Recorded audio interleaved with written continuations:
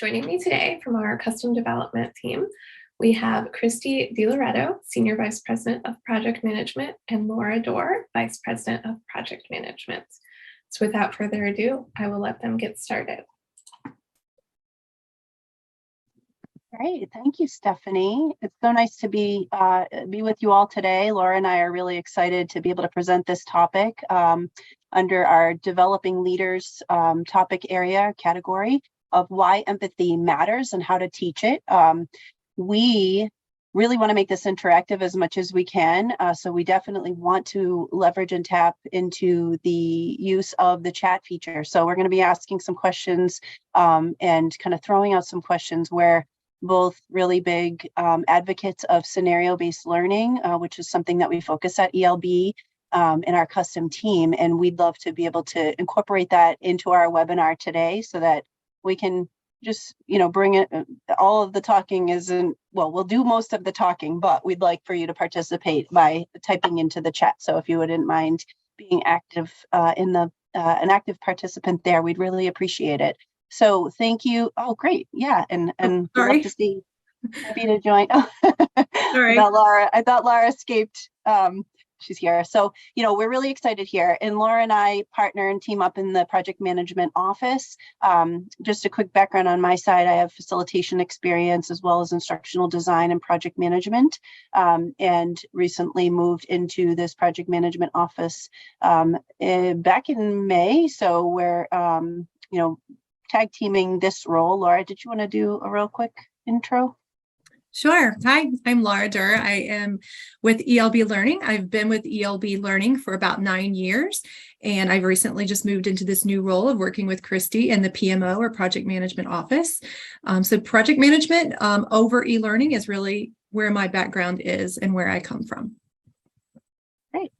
All right. So you're typing in the chat. This is great. So we have a couple of responses here. So Stephanie's going to actually be our producer and read from the chat. So I won't take over her job, but yeah, we've got people from all over today. Denver, Pittsburgh. My brother lives in Pittsburgh, Washington, D.C., Arizona, Florida, everywhere.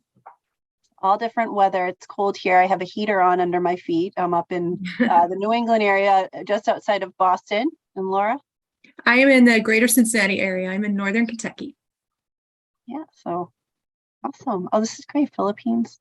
Wonderful. We're happy to spend this hour and spend this lunch hour with you. And we hope that you are able to take something from it. So without further ado, let's move into the topic. So Laura and I are going to tag team. I'm going to take kind of the first part of this to really walk through empathy, why it matters to leaders, being a good for leaders to really practice empathy.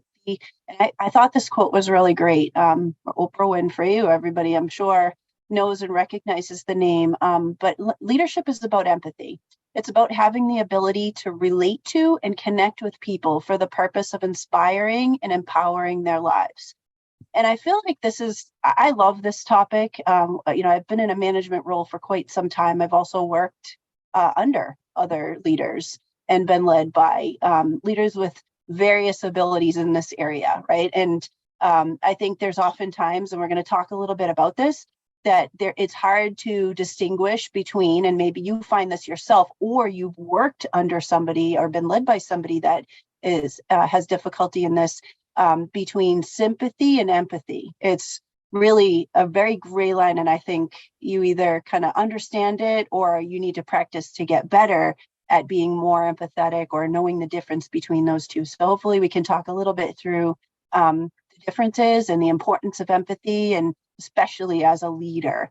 And we will practice some of that toward the back half of this through the scenarios that we have prepared for you. So prepare to throw in your answers in the chat, and we've got some polling and some interactive parts that are coming up. But I wanted to start, I love to incorporate video because I think it really brings things home. And I found this really great video on YouTube that is about practicing empathy. So I'd like to play this for you all right now, and let us know if you cannot hear it, but it should play just fine with audio.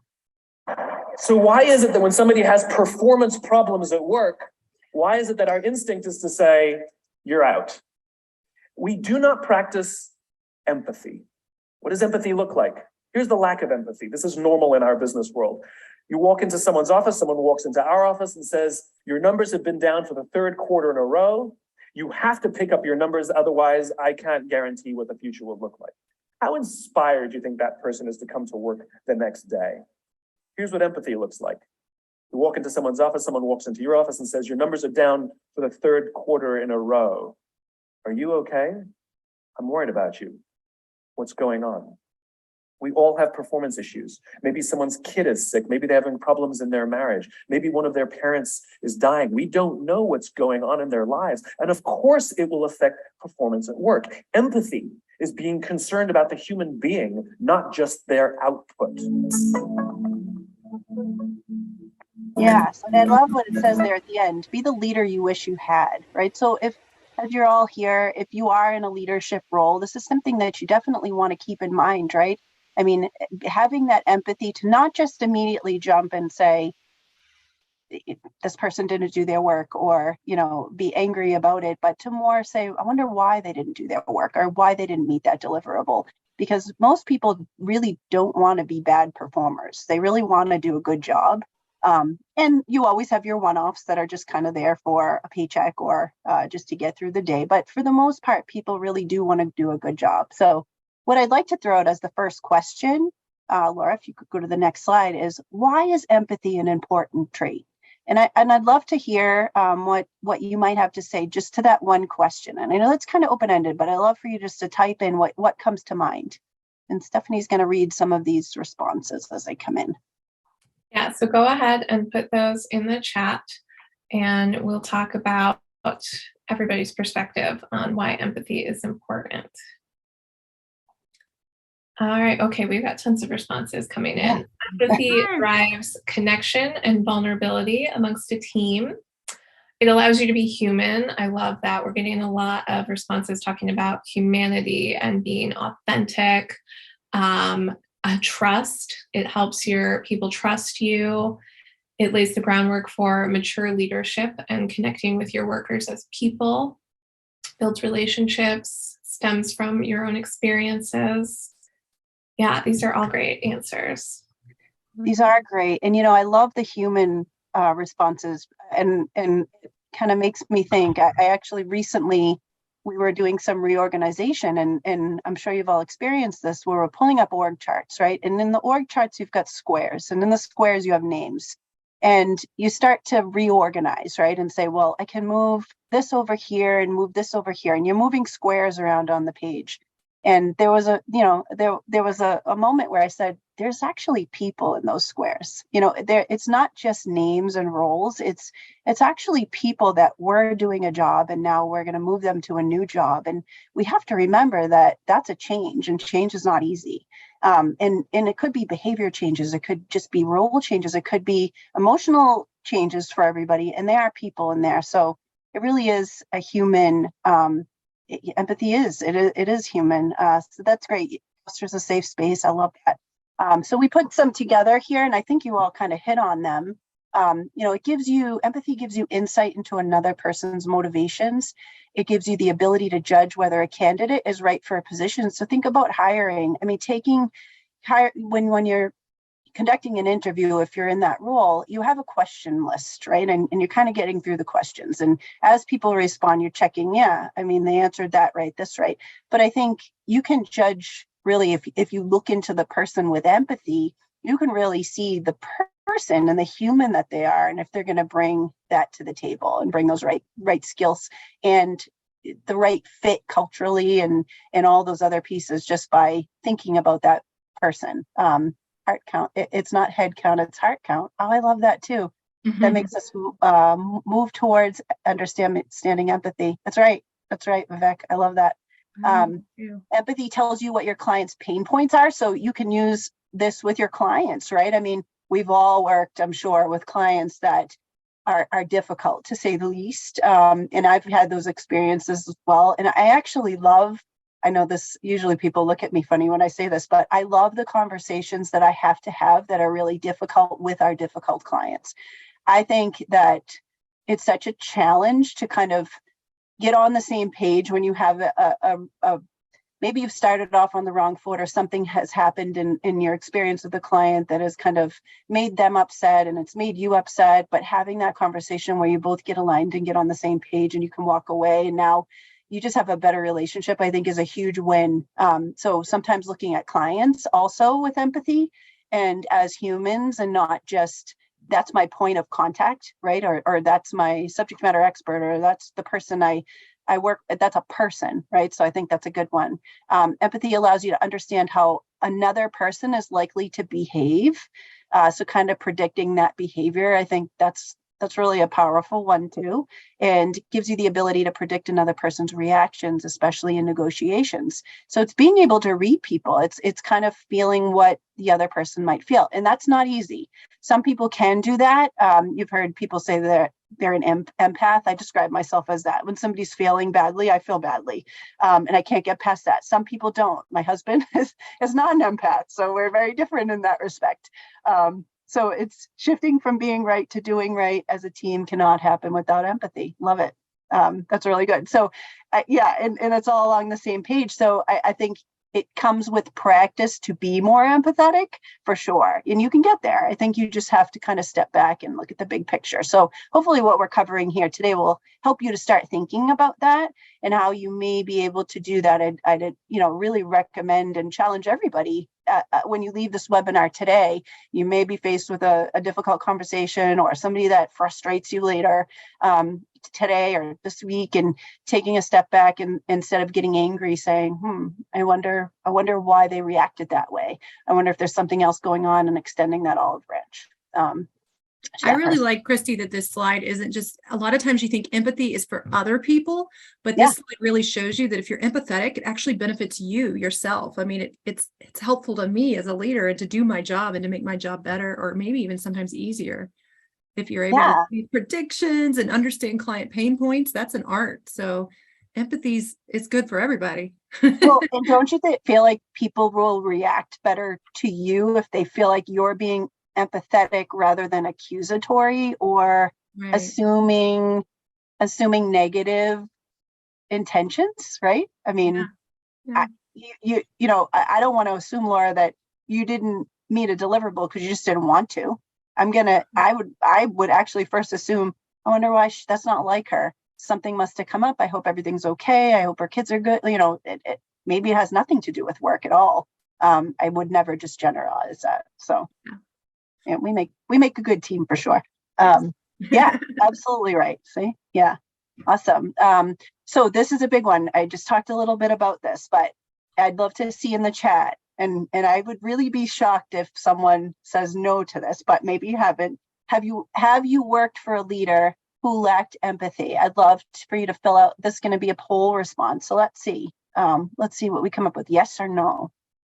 All right. We are getting some rapid fire responses here, and I don't want to spoil the results, but it is very heavily weighted in a specific direction.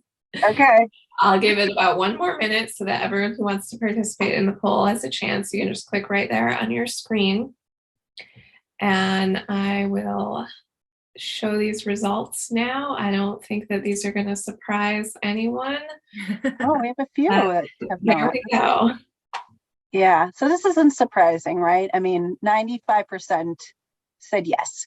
And that tells me that I think, we're starting to hear more about these types of training and courses and workshops for our leaders, right? I think I always say that before, I'm gonna say this, before COVID, right, BC, I think a lot of these soft skills training around empathy and some of those, feedback and things like that, we're kind of like, should we use our budget there? No, let's focus on what we can actually measure, and let's check off the box first. And those were tabled.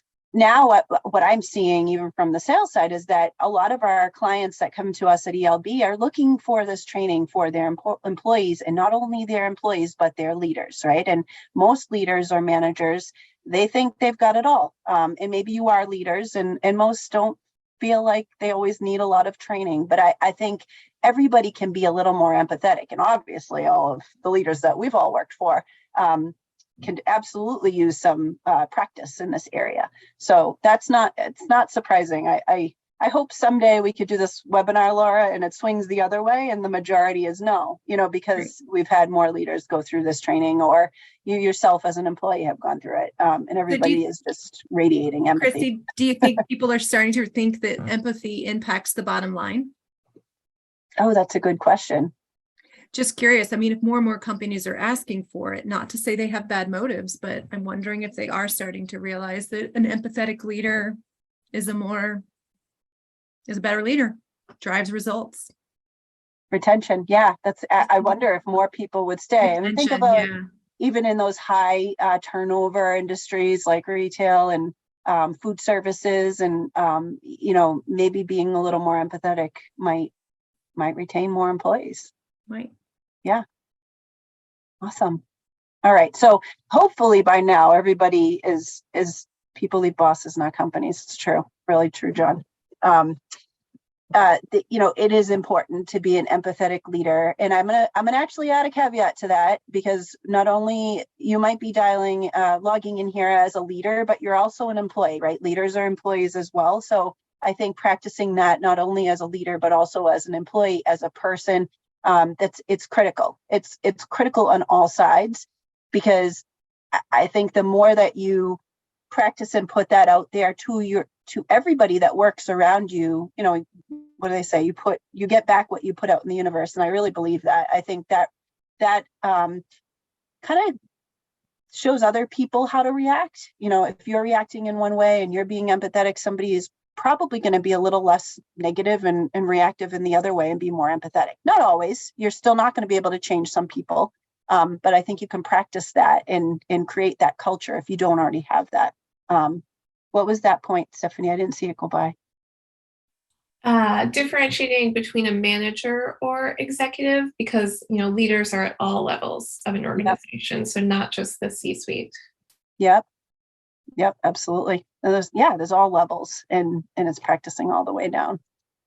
Good point. So empathy is that critical skill, and understanding how someone else is feeling or could be feeling is an art that requires practice. And that, again, I mean, some people are just empathetic, and maybe you become, I don't know, what does everybody think? Do you think you are born an empathetic person, or do you think experiences in life have kind of created or are added to that skill? What's everybody think? Yeah. Nature versus nurture. Yeah. I mean, I think it's a skill you can learn and become better at, but growth mindset always. Yeah. I've met very few. Mark's point is very true. 2-year-olds be quite mean. It's true. That's true. That's a good point. Definitely a skill, yeah, in a spectrum.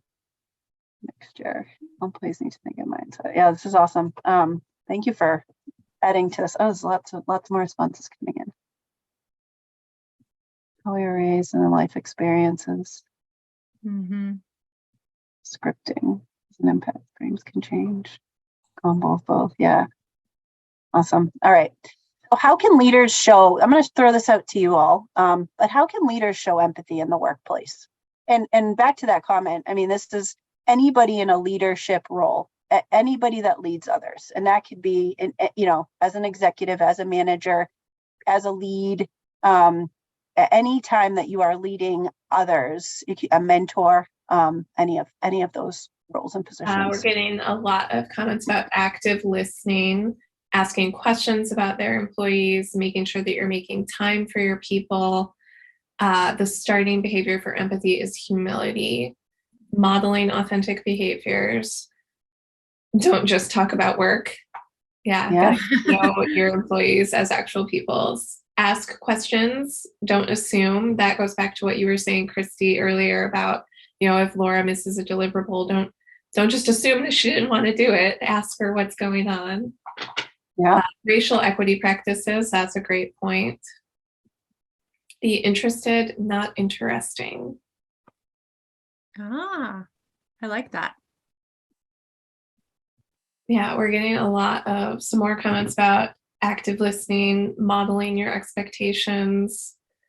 paraphrase and summarize to validate feelings and show that you understand.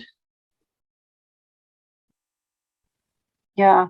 What about, so I love all of this, but we've all run into situations where maybe you've been empathetic for a long time with somebody and they're still not meeting deliverables, and they haven't let you know that anything's wrong, or they're just not cutting it, right? I mean, as a manager or a leader, you're just like, I just don't think they're getting it.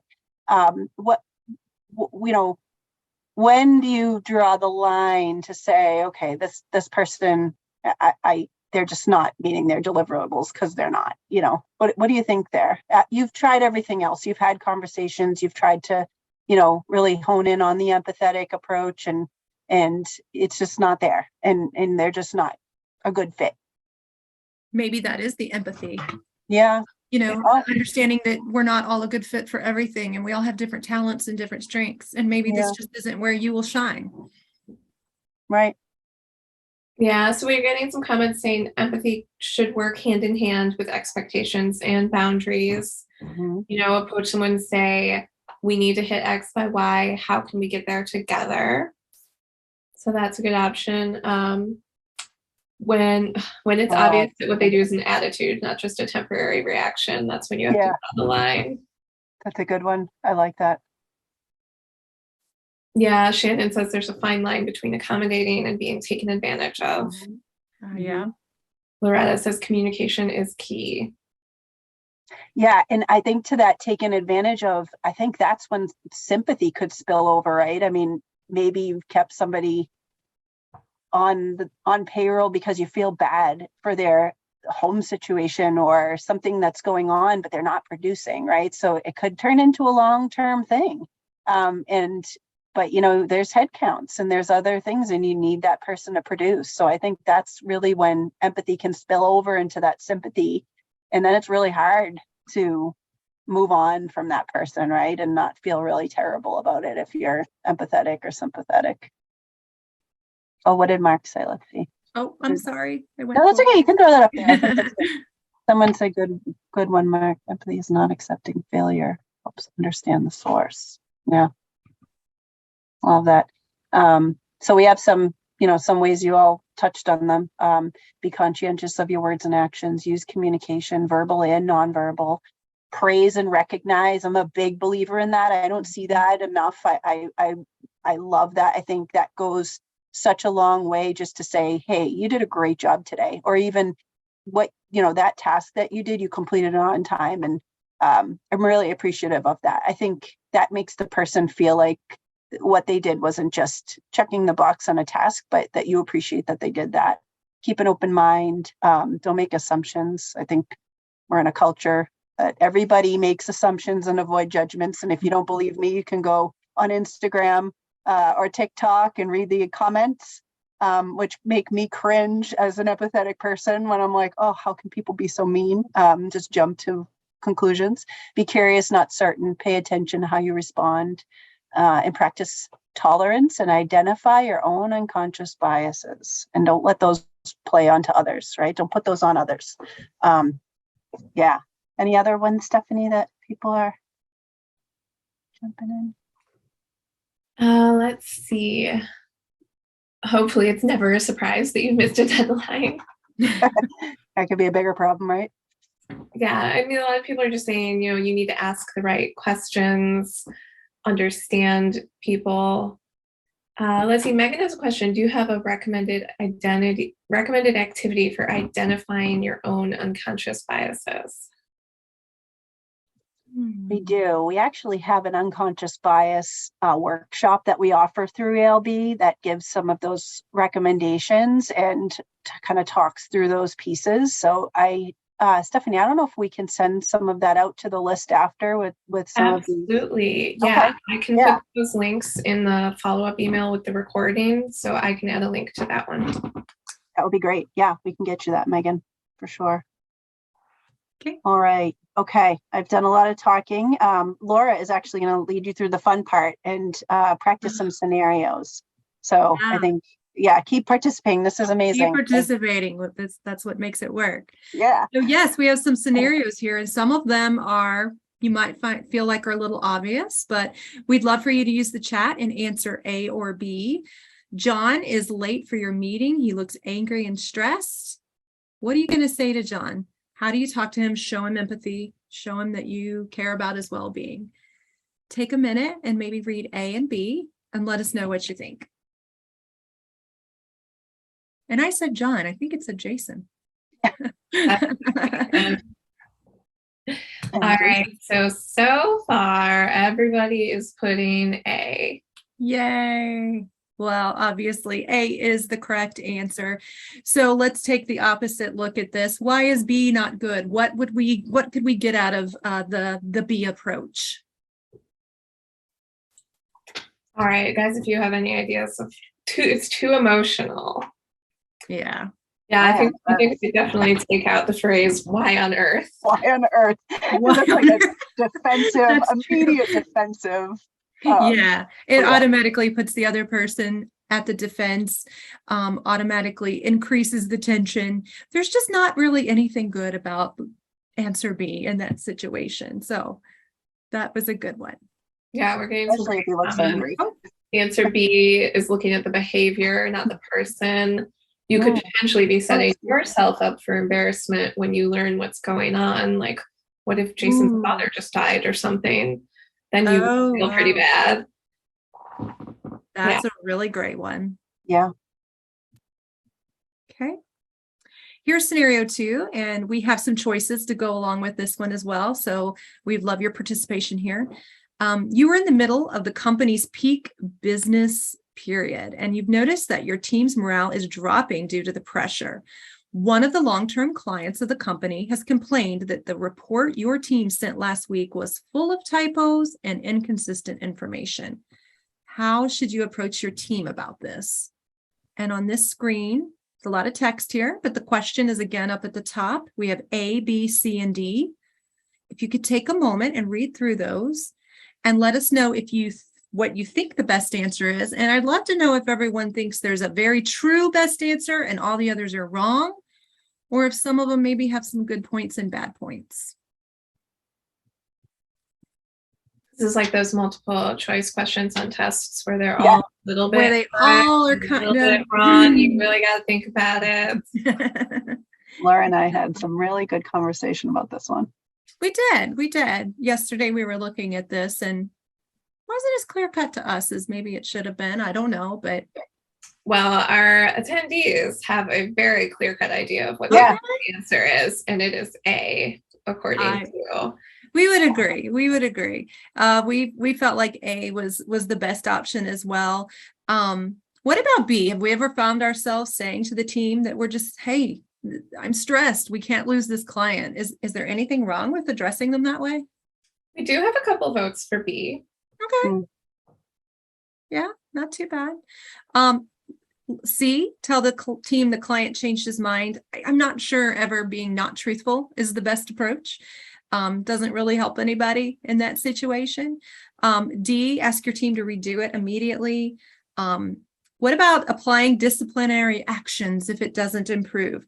I was talking to Kristie about this one yesterday. What does the group think about talking disciplinary actions to the large group at whole? Is that something that should be one-on-one? Is it okay to talk to the group about that as a team? Any feedback there would be great. Let's see. Destroys that feeling of safety and trust with your leader. It can be demotivating to threaten disciplinary actions. Those are the responses we're getting. Philip says one-on-one is much better if you're going to do that. Yeah. So I do think A is the best answer, but I kind of can see B as well. I'm there.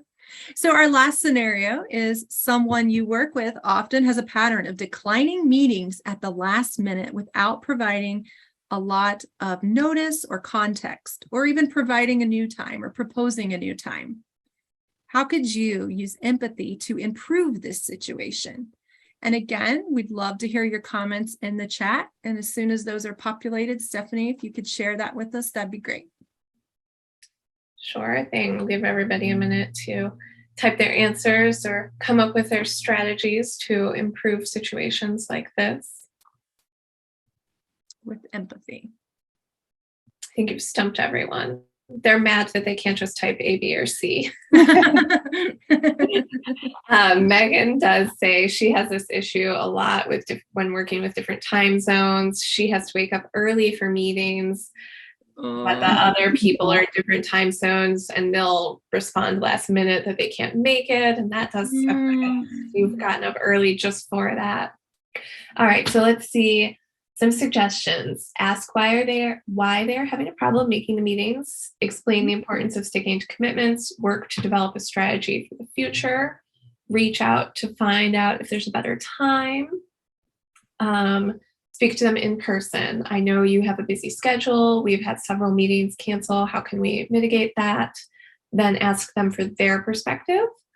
Let's see. Have them schedule the meetings. Follow up with email. Ask if the person is doing okay. That's a really good place to start. And then ask if there's a better approach that works for them for collaborating and picking a time. Yeah, getting lots of suggestions for, checking on their well-being, see how it's going. Yeah, those are great answers. I know when I was a manager over a project management team, to me, that was a hint or a clue that maybe that something else is not only is something else going on with them, either at work, at home, but it might not just be impacting me. It could very well be impacting clients, which is never, of course, a good thing. So whenever this would happen, I would often talk to them about their bandwidth. Because if I knew if they were overloaded, then they're not providing the client a great experience, 100%. So how's your bandwidth? How are you feeling? Are you overloaded? Do you feel like you have the time to provide delight to the customer, or are you just so stressed that this just isn't fun anymore? What's going on in your life? And then, of course, all those wonderful comments that were just put into the chat were great. So thank you for sharing that with us.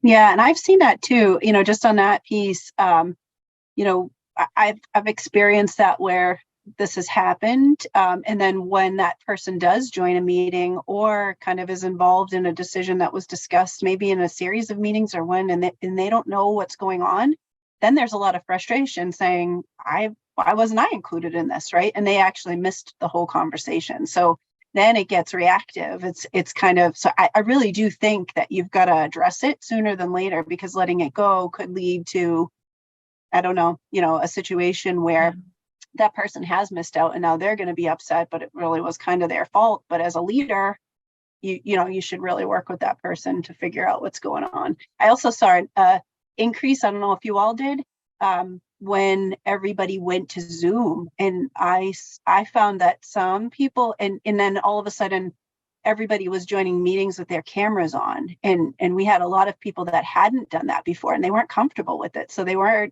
declining meetings because they didn't want to be the only one that didn't turn on their camera. I think we're getting through that. I think people are getting more comfortable, but there's still a lot of people that aren't. So I think, has anybody experienced that as we move to more of a virtual meeting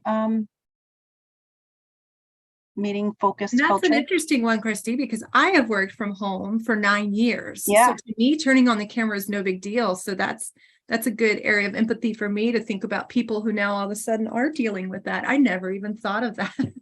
Right. Oh, and Jason, yeah, if the leader isn't turning on their camera, then yeah, I agree with that. I think that can be really uncomfortable for everyone. Now I'm in the culture, I don't know if you all are, where I feel rude if I don't turn on my camera and everyone else has it on. I feel like I'm in, and I have actually a laptop that the camera doesn't work, and sometimes I'll log in by accident. I feel so bad that I don't have my camera on, everyone else does. It'd be like showing up to a meeting in person and having something over your head, like, oh, they can't see you, right? So it's kind of. The other thing too that I love about empathy is if you're someone who doesn't like conflict. Yeah.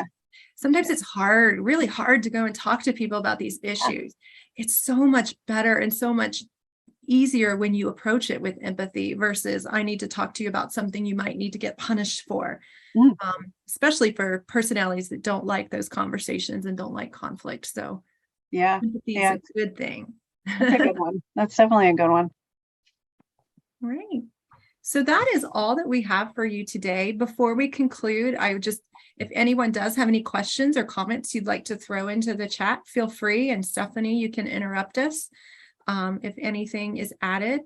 But Kristie and I, first and foremost, thank you for being here today. We've enjoyed this, and your feedback is really what has made this course. And I'm so excited because I've learned from you listening to all of your feedback. You've taught me something today, so I love it. But of course, we have to say that, you know, the importance of empathetic leadership, you can't put a number on it.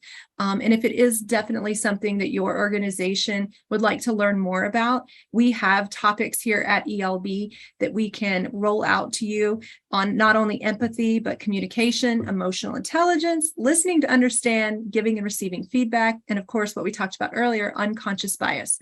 And Kristie was telling me earlier that not only do we have these in web-based training format, but we can also roll this out into the classroom or pretty much any way, VILT, any way that your team would like to get that information. So if that's something you're interested in, feel free to reach out to us, and we would be glad to get you started on learning more about those topics.